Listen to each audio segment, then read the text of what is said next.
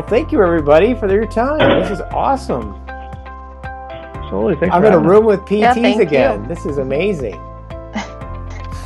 Well, I wanted to just start out with how is I mean, we're seeing a little light now at the end of the tunnel with you can actually bill for telehealth. But if we could step back 3-4 weeks ago, um, how was your mood with everything? How are you doing emotionally? Just open the door to what I had to be a shock for both of you. It was a shock. I remember, it feels like so long ago now, but it really wasn't. I remember just checking the news a lot and thinking that a decision to stay open or close would just like come to me, um, or that, someone would basically mandate what I could and couldn't do, and it just never came. And so for a few days, I was wavering. And then once I decided to close to in-person visits, that actually felt good to not be in this indecision mode, just to be closed for in-person, open up the telehealth, and to just kind of also spend some time at home, seeing my family more. There was a little bit of excitement beneath all the worry, just for what could be. And Leonard? We had kind of a weird process. So we actually, some good friends of ours, on New Year's Eve, we were talking about this thing in China that was happening, and so we started to just have these gears turning. I didn't really buy into it as much as my friend, but so when the data started coming around February, we started thinking about it. We actually started to investigate a more permanent telehealth solution like early March, just because we were starting to see, okay, this is airborne. We need to figure out how do we sort of protect our clients and ourselves as well. So we really kind of started early March looking at systems and how do we start to upgrade our own processes, because we had done like Google Meet up to this point, sort of as our sort of HIPAA compliant piece for clients who are travel a long ways. But this was like we got to figure this out. So it was really since March 7th. This past weekend is the first weekend I took off, because like between getting the systems going, obviously we wanted to make sure we have a long-term solution even beyond this process, and also trying to figure out what is going to be the reopening procedures. And luckily, now there's an official statement sort of from the governor's office a little bit that's helpful with that. So it's been just kind of a process, and we kind of knew there'd be some financial assistance, but it was a lot of uncertainty obviously with that. So there was a sort of like, okay, we'll be okay, we'll get some assistance. And then sort of like the first round of PPP loans kind of failed out and we couldn't get it. And so we're a little scared after that, but then second round went through. So it's been sort of an up and down, to say the least. Emily, did you apply for the Paycheck Protection Plan? I didn't, just with the structure of my business and my personal taxes and all that, it just didn't make sense. I have one employee that works a few hours a week to do faxing, so Okay. I couldn't really apply on their behalf either. Okay. It didn't make sense. Yeah, okay. Makes sense. And then you both mentioned telehealth, and Leonard, you mentioned you're in your third iteration of telehealth. What could you both share what telehealth systems you're using right now? And do you like it or not? Or Emily, go ahead. Why don't you go first?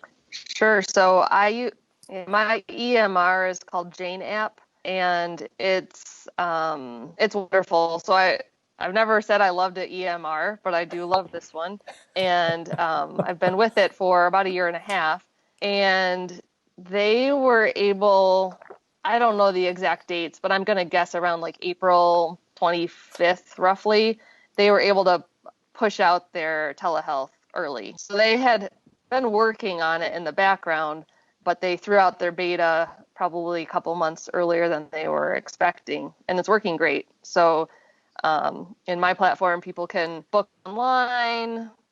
I confirm that it's an online appointment, and then all from the same screen. We just hop into a video call, and it's pretty seamless. That's called Jane app, you said? Jane, yep, Jane app. And Leonard, how about you? We, like I said, we started off with Google Suites, G Suites Meet because it was covered by a BAA. And then we started to kind of look at, okay, maybe should we consider like a Zoom? We didn't end up opting for Zoom just because we knew there were already some security issues that were going on there. We also, at the same time, we also knew that, apparently that we were given some laxity with HIPAA compliance, but we wanted to kind of find a long-term solution. We went to another system called Anywhere Health, which was a kind of a good step, and it was actually a little bit better prepared for Medicare e-visits. We wanted to make sure that we were ready to be able to do e-visits and kind of do all the requirements where the patient has to request the session and things like that. But we ultimately landed on Doxy. Doxy has been probably the most supportive of our needs and given us some good customization options, and I feel like it's probably going to be our long-term solution unless something comes our way, and so that's been kind of where we've gone. Would you guys think that moving forward, telehealth is here to stay? Emily, why don't you go first? Sure, yeah, I definitely do. There's certain, pieces of the population that just prefer that, in-person live connection, but I've been hearing really great feedback from the people I've been working with. I work with a lot of new moms who, may not have to find childcare or pack a baby up. There's just a lot of conveniences. So yeah, I definitely think it's here to stay. And just hearing like more from friends and family, how they're able to connect with their medical doctors over telehealth, seems also really promising. I think they're happier with the visits because not often, do you need a physical exam as much as maybe a conversation with your medical doctor. So it just opens up that space, I think. So hopefully it's here to stay. So you've heard from people they like the flexibility and they like they don't feel like they're missing anything with the in-person doctor's visit.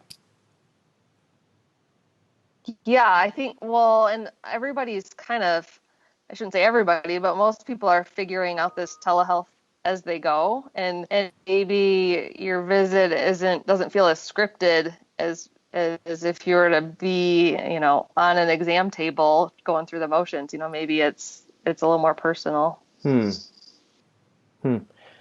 Leonard, what do you think? Do you think it's, as from a traditional outpatient experience, you think it's here to stay as well? Yeah, for certain.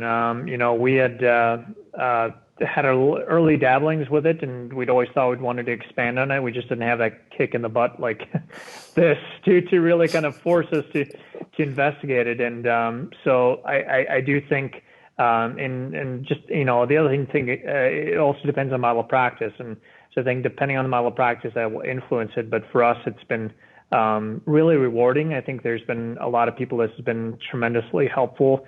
Awesome. There are some benefits, to how the conversation changes. You do pay a little bit more attention on some aspects. There's a little bit more time spent sort of making sure you heard them right, because one thing is there could be a glitch in the stream. so I think that there's a little bit more of that like kind of validation that you can kind of relay sometimes with it. So I think there's been some pluses with that, and then also the fact that we have people that travel quite a ways. So I think it's helpful to solve that issue ongoing in the future. So really do think it'll be here to stay. I hope the insurance companies, I think there will be incentive for them to continue to cover it. But that will influence the volume, I think, is depending on coverage for a lot of providers. But we really are going to be advocating. And even as we start to open our doors, we're really going to try and promote at least a few sessions of every person's kind of care to be telehealth. We really think that there's some benefits to do things at home and see them in their life situation and what they're dealing with. So a fusion of home health therapy meets outpatient therapy. That's pretty cool. You got it. Wow. And Do you think that, I know Friday, CMS just said that we can start back to March 1, was it? You can bill for some of these services. Do you think that will stay? I think for CMS it will. We're going to have to find out from the private commercial payers whether they will follow suit. A lot of times, obviously, if CMS is paying for it, they will. It does not look like CMS has a cutoff like some of our private payers or more commercial insurers. There seems to be they're still saying maybe end of June, kind of like their cutoff. But I think that now that CMS is on board, that may change. So is there? I didn't do a lot of digging into it, but I thought it said for the COVID pandemic. But do you think so? But they didn't put a timeline on that end. So when? Correct. Okay. Okay. Yeah. All right. Are you in agreement with that, Emily? Yeah, I think that it's definitely a nice viable option. And I think it was really baffling to payers that you could practice the profession of physical therapy through telehealth because maybe they don't understand, the depths of what we do. And so I think that, getting that across was great. And I think it's definitely here to stay for other visits as well. Cool. Cool. In this process of the whole COVID-19, all of a sudden your livelihood gets ripped away from you. What did you learn about anything personal or as far as your practice goes? Is there anything that just kind of struck you in the first 4 to 6 weeks so far? Emily, why don't you go first? Sure. So this is probably a good time to talk about this story. So my practice specialty is in women's health, and so I work with both, expecting moms and new moms, and I also work with people as they transition through menopause and different things like that. But I was hearing stories from women whose childbirth classes were just being canceled, with no caveats really of how they're going to learn this information. And so right away, I started thinking about, how could I solve this problem for them? And so I basically started to write a childbirth education course. And then kind of the revenue light bulbs go off. I'm like, oh, maybe this is something that I could sell, and maybe this could be a way to kind of diversify business.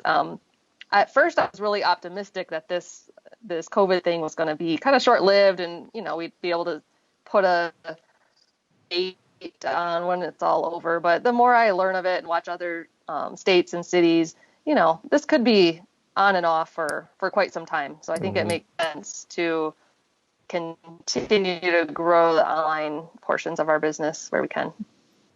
Cool. And Leonard, how about you?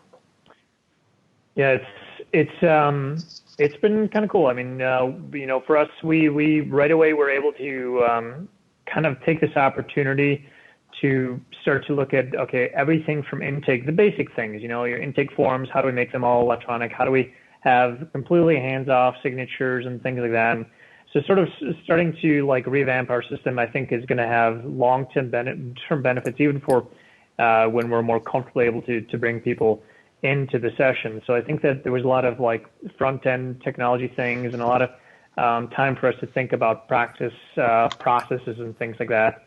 The other part of, obviously what our kind of group does is we've got the clinical education. And so obviously we had to postpone some of our upcoming events for clinical education.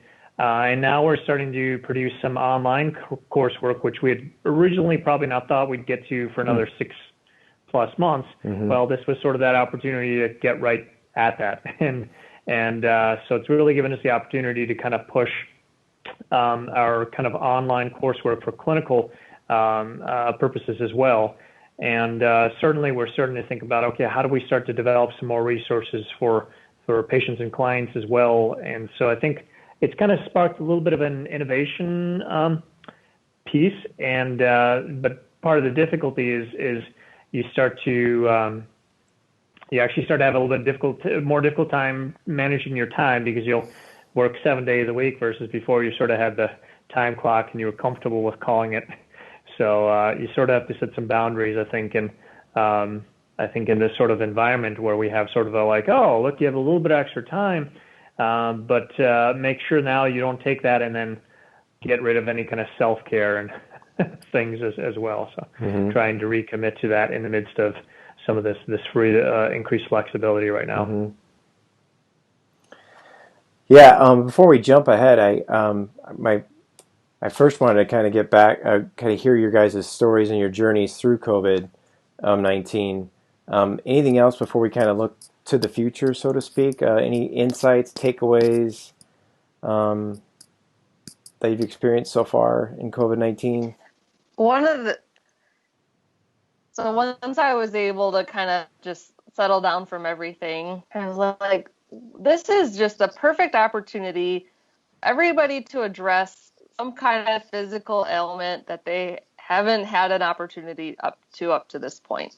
And I'm like, wow, maybe business will boom. Like everybody's like gonna want to address their urinary incontinence now. But then I was in my reality of pretty much being full-time mom at home, and finding hours here and there where I could do telehealth, and realizing, no, that's not kind of how the majority of the world is viewing this time or able to spend this time. So I think it was good for me to recognize, like, I'm still sharing that I'm doing this telehealth. I'm still able to help people solve problems, but I don't necessarily need to call people out if they're not prioritizing certain parts of their health, because everyone's reality is so different right now with how they get to spend their time.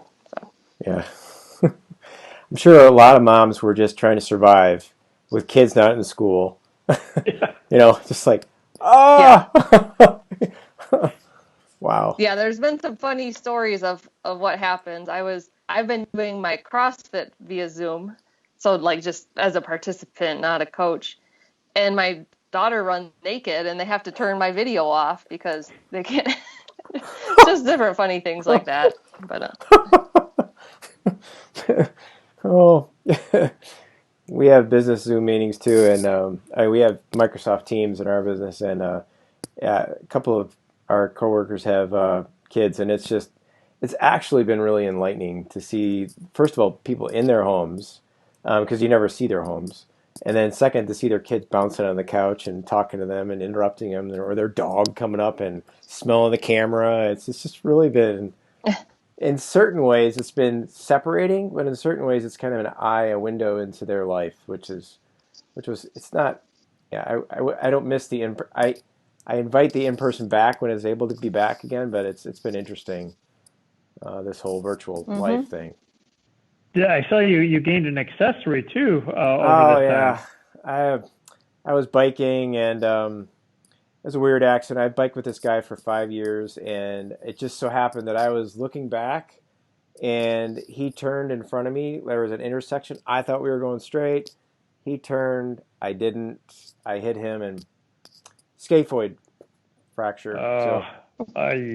Hopefully I don't. It wasn't displaced, so I won't. Hopefully I can keep it that way and not need the surgery. So, yeah, it's minor compared to what many people are going through. But yeah, I'm relegated to the bike trainer now, so it's not as fun, particularly when the weather gets good. Yeah, sure. So switching gears to looking ahead, when do you guys think that we'll see pre-COVID demand for rehabilitation services? When do you anticipate that level will return to? When it will return? Any guesses? yeah, so this would just totally be a guess, because I'm not basing it off of anything, but I think it's going to be at least a full 6 months, and maybe longer. I think there's been a lot of layoffs, and I feel like companies are probably going to want to see really consistent numbers, maybe wait lists, those kind of things before they're able to take the risk of hiring their people back. So I think it'll be a while.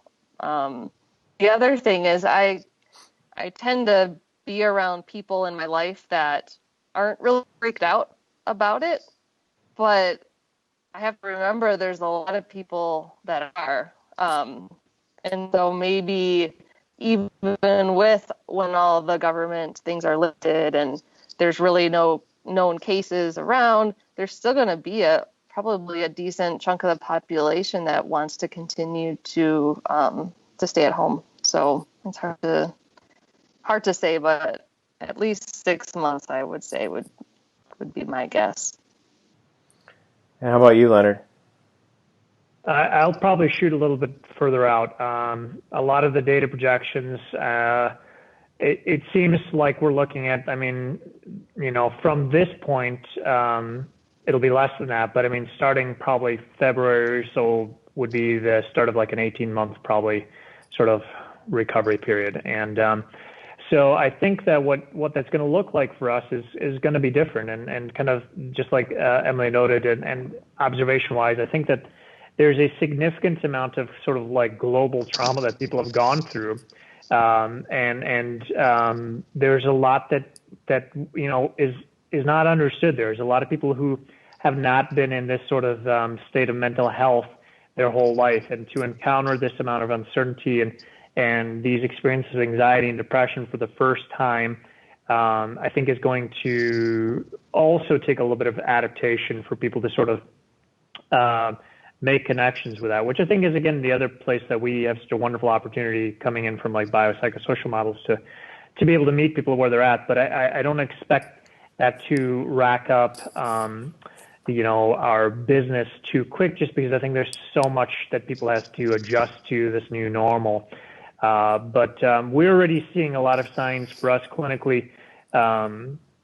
Our volume will pick up pretty quick, but we will not be able to do a lot of that in session. We don't anticipate, the volumes of in session kind of treatments this year, and that's probably going to be our own doing. That we're going to sort of put the stop limiter on that. We could probably do more, and we're going to continue to probably advocate for telehealth for a vast majority, but we're certainly going to expand as much as we feel comfortable and as much as the evidence. If the evidence turns around, shows, okay, no, we're a lot safer than we think we are, then hey, let's open it up more. But we're just, for our kind of practice model, we're going to err on caution, but I think we'll still be able to do all right in terms of being able to support our existing staff as a whole there. So. Now, Emily, it's just you, correct, right now? You don't have anybody working for you? Yep. Yeah. Nope. So pre-COVID, I would see like a full day, I would maybe see 6 or 7, maybe 8 if I really needed to fit somebody in, clients. And now at this point, I'm building in a 15-minute cushion between each appointment at a minimum. And so, I definitely think that the productivity is going to come down a bit for in-person sessions.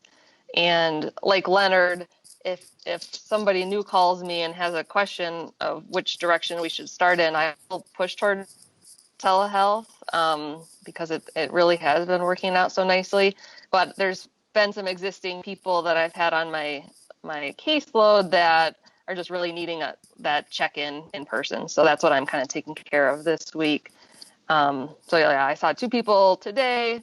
I'm scheduled to see one on Wednesday, another on Thursday. It's not the numbers don't look great as far as the productivity, but it is nice to be able to offer both right now. But yeah, a lot of wiping down of things between people, and I think I feel pretty safe in my staff of one and patient of one scenario to do that right now. Mm-hmm. And Leonard, you have a coworker, a physical therapist as well? Yep. So there's David is with me here, and then Stacy, my office manager. We have theoretically plans for 2 students this summer. We'll see how how that goes. Maybe 3. So we have to try and figure that out. I think one of the sort of blessings in disguise, we had some delays on a certain insurer or a commercial payer being on an option that we could offer, and so we had not hired a third clinician, and I'm to some degree thankful that we didn't have to have the responsibility for a third clinician right now. But depending on how things go, we're still planning on taking the students this summer, and depending on how that goes, we may be reevaluating that in the fall. But again, it's going to be way different than originally projected in our numbers and, and how we were going to do things. Mm-hmm. But Yes. at least I feel confident that we're going to be okay. I just think that people aren't going to get the profit margins they're looking for. So, You both have mentioned that you're going to stress telehealth. Can you just let's start with Emily. Can you just walk me through? Before it was, I'll meet you at the clinic. We'll fill out the forms, and everything was done in person. Can you walk me through what it would look like, your ideal now, when you're starting back up again?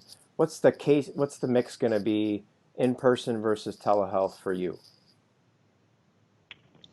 Sure. So I'll rewind a little bit. When I signed up with this EMR called Jane app, I think it's named Jane, like see Jane run, like Jane's your office assistant, basically. So from the beginning of Jane, all of my intakes were all electronic. Oh. So somebody would call me or reach out to me via email, and we'd schedule a time to talk for like 15 minutes or so. And that would give us a chance to make sure it's a good fit. And then we would schedule at that point an in-person session. So the only change really is through that 15-minute conversation, I'll be able to see if telehealth is a good fit and, present that option. So, yeah, and then it's really hard to say what the split's going to be. I kind of picture it being a 50-50 with how much I'm going to have to spread clients out. I'll have to just decide if it makes sense to be open for live sessions certain parts of the day and then close just for telehealth certain parts of the day. I'll just have to kind of look to see what the numbers look like as I roll out. But I know seeing 4 people over the course of an 8-hour day is probably not the best use of my time. So we'll see how telehealth might be able to supplement there. Mm-hmm. And you, Leonard, obviously you haven't started yet, but what do you anticipate that mix to be for you? So yeah, we've certainly run into a couple of our existing clients that it was not working very well with telehealth, and so we've sort of tried to make ends meet as much as we can with phone calls and things like that. Between bandwidth and technology, there were some limitations there. So I think that some of those will get a priority, that we will try and get them in the next couple of weeks.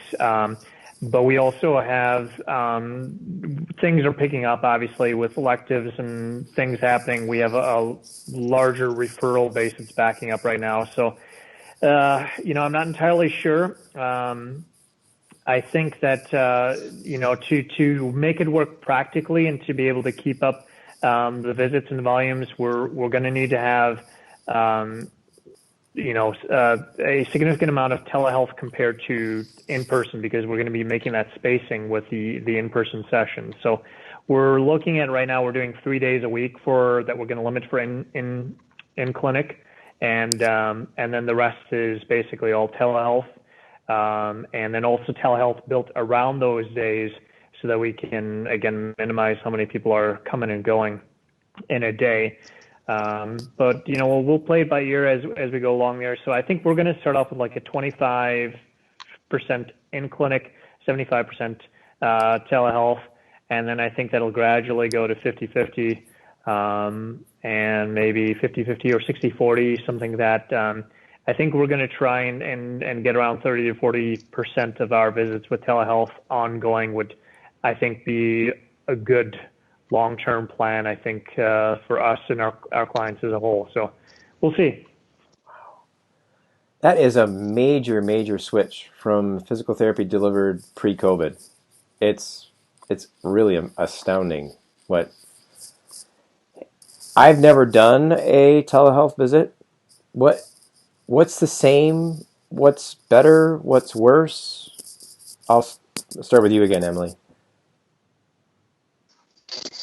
Yeah, so part that's the same is taking an extremely detailed history on my end, and really letting the kind of steer that conversation to where they think it needs to go. I feel like over the past couple of years, I made that shift to answering more open-ended questions, and just, the client's really going to ultimately lead you to where they need to go, which is a dramatic shift from when I first learned taking a subjective history where you only ask yes or no questions and keep it to 10 minutes. But anyway, that's the same, right? So we might spend 30, 40 minutes on that piece, whether we're in clinic or through a screen like this. And then, I still may watch them move, how they do certain things. Maybe it's a certain, like weight lift technique, or maybe it's just picking up their kid, or putting them in the car seat. So that's better in some ways because you've got their real life situation right there. Part of what I do is sometimes I do like an internal physical exam vaginally to assess the pelvic floor muscles. And so that's been really interesting to find workarounds for that. I really do a lot of coaching the person to do it themselves, or I use a lot of imagery to see if they can feel, certain things, and then they report back. So it's been a neat practice in seeing how effective you can be without having to touch. And there are times where it just does fall short, but there's times where it's surprisingly really effective. So, yeah, did I answer Yeah. your question What completely? makes it? What's harder? I guess you didn't. You gave me what was the same, what was better. Is there anything that's harder? So the harder piece, and I think it's just a nice way to kind of put the lens on myself to see what I can do, but sometimes it's easier to rush in and see something with your Oh, hand or with your eyes, or to right. touch something, Yeah, and it's faster, but maybe it's not the best way. I like that. So, I like that a part lot. of me does want to rush right in, but it's a nice exercise in seeing if you can do it a different way. Yeah, that, and then like anything, the tech piece, I think Leonard mentioned that before. So not everybody has the access that way. I have a couple of clients, my Medicare clients, who we've tried it a couple times. We ended up resulting back to just e-visits, phone calls. We just kind Sure. of talk it out that Hmm. way. Yeah. And Leonard, same, better, worse for you as far as telehealth? I think a lot of better things. I would say, for I think that some of the skills of just um, I think listening and consolidating. There's sometimes environmental kind of distractions, and I think sometimes the sort of intimacy of the session draws out some details that I was surprised that I didn't pick up as well, and perhaps I was distracted by other kind of things in the room. So that's been better. Similar to Emily too is like, you realize how many things you just do. We do want to have this wonderful, thorough evaluation, but then we start to realize, that is it that important for that client? Do they really appreciate it? There definitely is some value for the client when they can see that you've thoroughly kind of assessed and evaluated, and you can't give that with remote with the hands on, and you're dependent on screening them for anything serious or remotely. And the absence of my reflex hammer is very hard on me at times. But realization too that in terms of being able to still promote confidence with myotomes and with self-sensory testing and things like that. I think that it's surprising, and it's interesting in the literature. I've now looked at pretty much every part of the body. There's some good data on telerehab that it's equivalent for evaluations and treatments as it is in clinic. And so I think sort of learning that firsthand has been cool. But at the same time, it's, again, there is definitely something, just like Emily mentioned too, where that hands-on piece has some value, and it is nice to be able to kind of have that interaction with a person, and trying to teach them ways of feeling things have been kind of cool though too. I would say it's like things that would normally kind of like, can you feel this? Can you feel what I'm doing? Can you notice what your body's behaving like? That I was so dependent on me interacting with them. I'm finding people are actually able to do that for themselves if I give them some creative little ways of like, can you sense what happens when you do this or that? So I think a lot of good learning in that realm, I think, in this process. So I think what I'm hearing from both of you is the fact that you are kind of pushed to making the patient more of the learner and part of their own learning process versus you being a necessary part of the learning process. Is that correct? Yeah, I mean, I would see myself as more of a guide along that process. Mm-hmm. And yeah, for sure. It's hard to say because I was really kind of walking down that path over the past couple of years as my practice has evolved a bit. So I don't know if it's strictly telehealth, but telehealth definitely puts a magnifying lens on that for sure. Mm-hmm. Because it's a whole lot easier to yeah, just put my hands on somebody and show them, okay, do you feel yourself tightening your quad? I mean, it's versus having them do it, right? Yep. Yeah. Go ahead, Leonard. You were going to say something. yeah, absolutely. I think that's one of the things is, again, this is, similar to Emily, we've obviously been trying to increase patient autonomy for so long. I mean, that's where we've all been wanting to head clinically. It's where the research is going. And we thought we were doing a pretty good job. And then you realize, wow, there's a whole nother level that you can reach in terms of like, them being able to almost be the assessors themselves. And so we were facilitating before and we were coaches before, but this is like a whole nother level. Didn't really anticipate how much that would actually enhance that process. It reminds me of a story. I have a biking friend who lives near Ludington. And he's like, I did the dumb thing. I went on he has to travel for business yet, but he likes to bike. So he went to the bike at the hotel, and of course he couldn't adjust it appropriately for himself. So he's a rather short gentleman, and seat was too high. And he said I felt fine riding it, but the next day I could barely walk. And he said, well, I have pain in my knee and I have pain in my thigh. And this is over text. So I'm like, well, can you push on your thigh? Does it hurt on your thigh? And I walked him through, like actually found that it was actually his hip flexor, not the tensor fasciae lata, just kind of, it was really interesting to walk through that with him. A video would have been great, so I could at least point it to where I had to verbally describe what was going on. I should have just called him on FaceTime, but now I think about it, but so. Well, now you can tell the story about the diagnosis over text. You're right. That's right. That's right. Don't Exactly. recommend it, but Oh, even it just forced me to think about what was the mechanism of injury.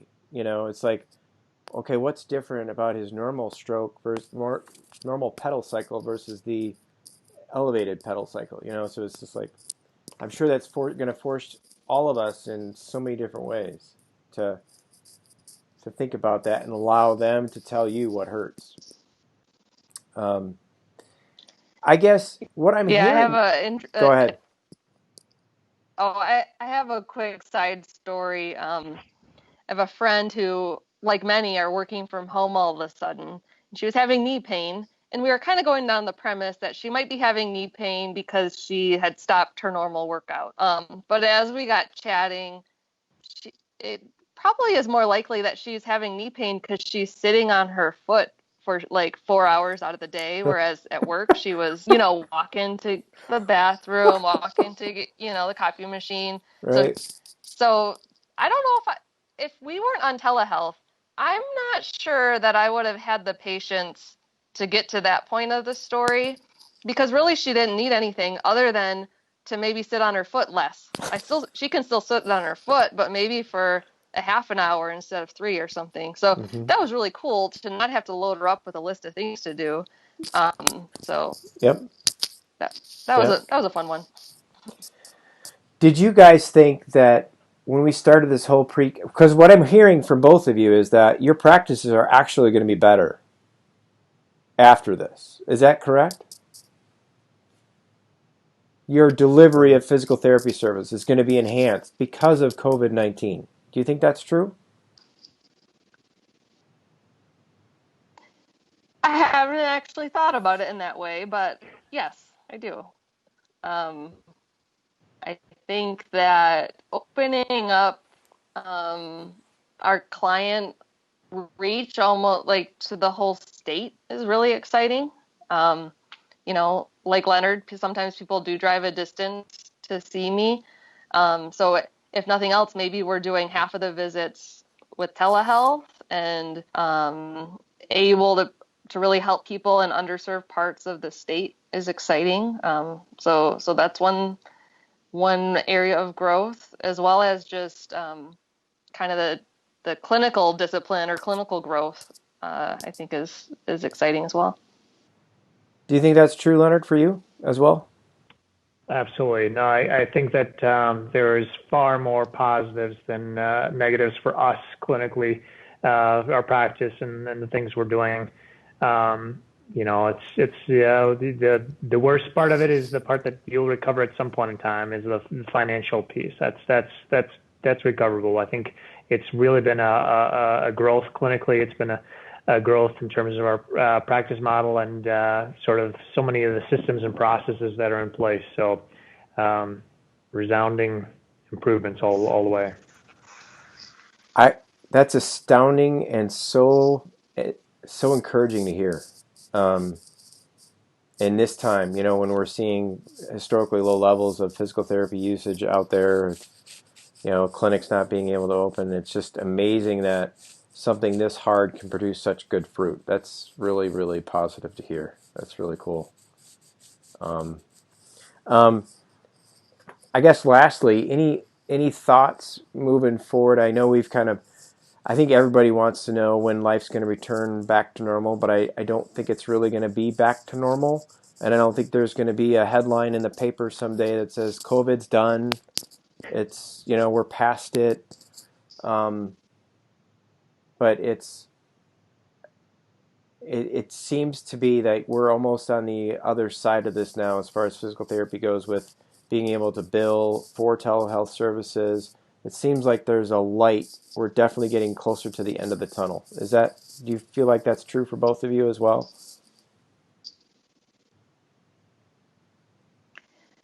Um, so my light came in the fact that I was able to drop my kids off at their nanny today for the first time in 8 weeks. And so there's like this huge light where some of the ideas I had flowing, I'm actually going to be able to execute now. So I don't think that was really your question, but yeah, I'm seeing the light today. Uh, are you, Leonard? Are you seeing more hope, more encouragement coming down the way? Absolutely. As I mentioned, going back to our early discussion about the PPP loans and some of the financial assistance, those were kind of scary moments, and I think for a lot of providers who went through that, and I hope that everyone was able to through that second round get through as well. But that was a scary time, and once that went through, it felt like it would just be a little bit of a stopgap while we were already starting to really ramp up with everything. Where we feel very confident it's going to be different. We don't know how the in-clinic aspect of it's going to pan out. But I'm kind of excited to figure that out too, in the safest, most efficient way that we possibly can. So. Mm-hmm. The last question I wanted to address was, we kind of touched on this earlier, but how have you guys prepared your clinic for kind of a reopening? Is things beyond the intake forms? Is it beyond the PPE protective equipment? Is there anything else that people should be thinking about before they start seeing patients in the clinic again?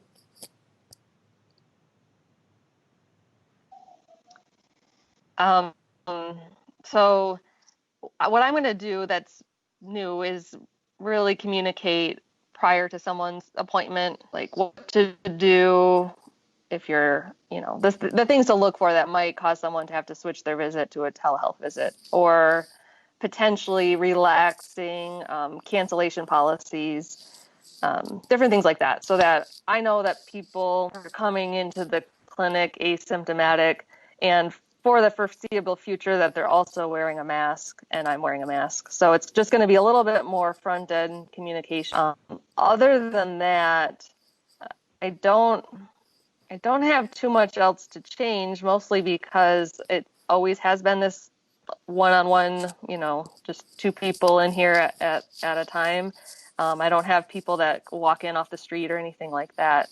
So I know that there will be things that I have not planned for. That's what I can guarantee, and I'll have to address those as they come along. But for now, it's going to be that front end communication.